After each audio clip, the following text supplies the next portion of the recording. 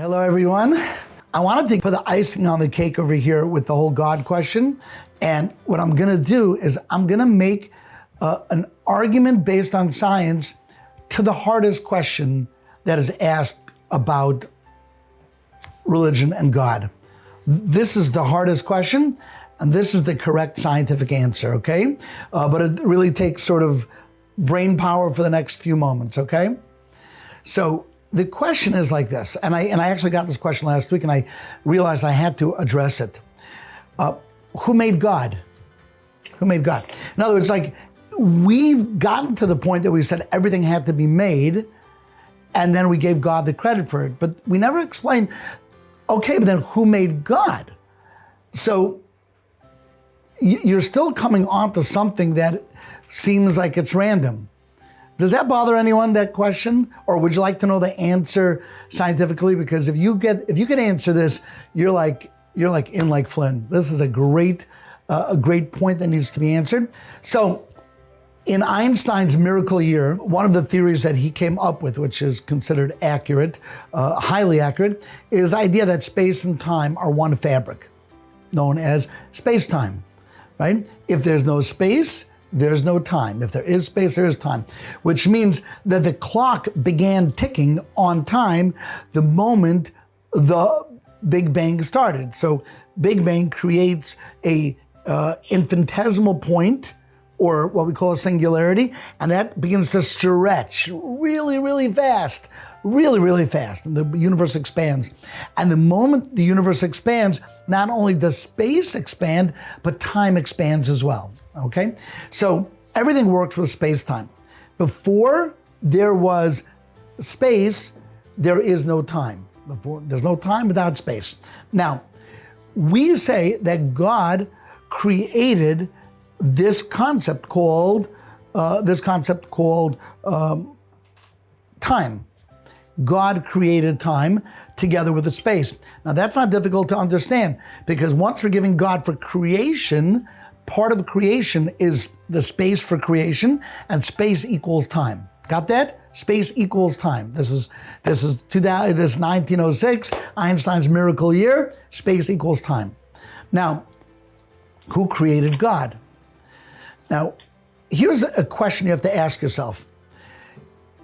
If space and time are one fabric, another way of saying it is they're also one dimension. Space and time are one dimension. It's called the dimension of space-time, and it's been proven beyond a shadow of a doubt. Our GPS uses space-time in order to reconfigure based on how far away we are from the Earth, or the satellites are. So the question is, if time is a dimension, why can't I move backwards in time?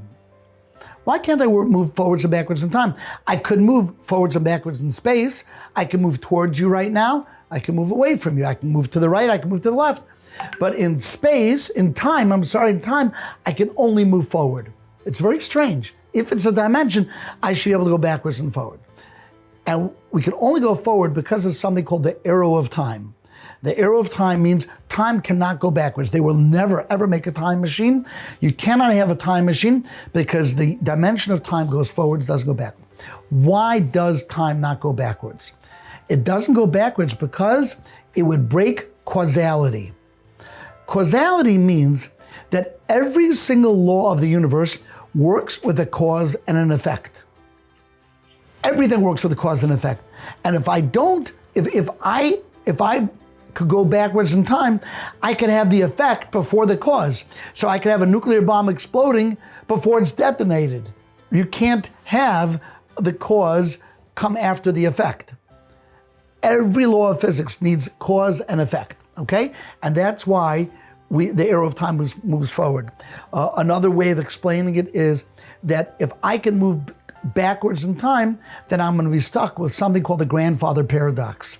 The grandfather paradox would say, if I go backwards in time, and am I able to kill my grandfather? Well, technically I can go back in time to the year my grandfather was born and kill him, except then I won't be born. And then if I won't be born, then I didn't kill him. That's called the grandfather paradox, very famous in science. You can't go backwards in time, otherwise you'll be stuck with these paradox loops. Okay, so if we've got all of that, now we have the answer to our question. Who created God? Creation, by its nature, the words, is causality. Something created something. There was a time before it was created, somehow I influenced it, and it became created. If God is a creation, God is in time. But God cannot be in time because time only began after the Big Bang or after creation. By necessity, whatever created space-time must have come before time, meaning it's not subject to causality. There's no cause and effect. Meaning God can exist forever, but it doesn't bother me in terms of, but what made God? Because God is outside of causality. Because causality is the effect of time. Time creates causality. If there's no time, there's no causality, so nothing has to create God. It's scientifically 100% valid.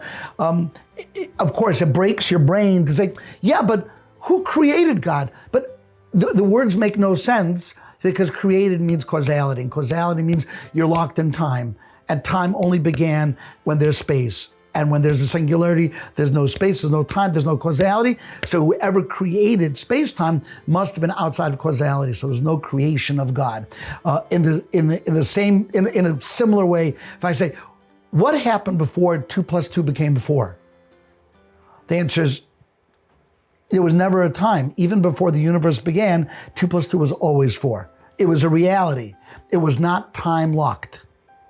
So God, in a vaguely similar way, was never a product of causality. Okay? If you got that, it's great. If not, but we're good.